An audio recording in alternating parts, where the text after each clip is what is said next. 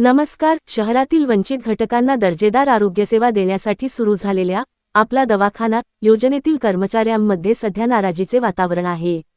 राष्ट्रीय आरोग्य अभियान आणि 15व्या वित्त आयोगाच्या निधीतून सुरू झालेल्या या उपक्रमाचे उद्घाटन 1 मे 2023 रोजी महाराष्ट्र दिनी करण्यात आले होते.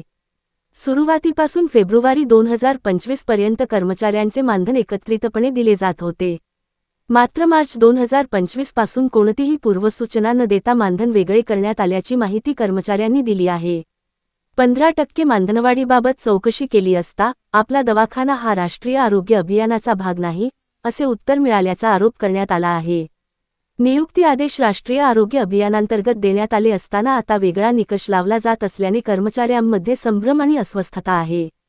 कर्मचाऱ्यांची स्पष्ट मागणी आहे की 15व्या वित्त आयोगांतर्गत झालेल्या नियुक्त्यांची वरिष्ठ स्तरावर तपासणी व्हावी.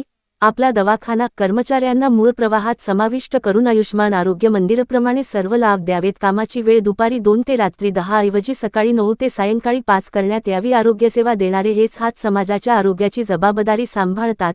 त्यांच्या न्याय्य मागण्यांकडे शासन आणि आरोग्य विभागाने सकारात्मक दृष्टिकोनातून पाहावे, अशी अपेक्षा व्यक्त होत आहे.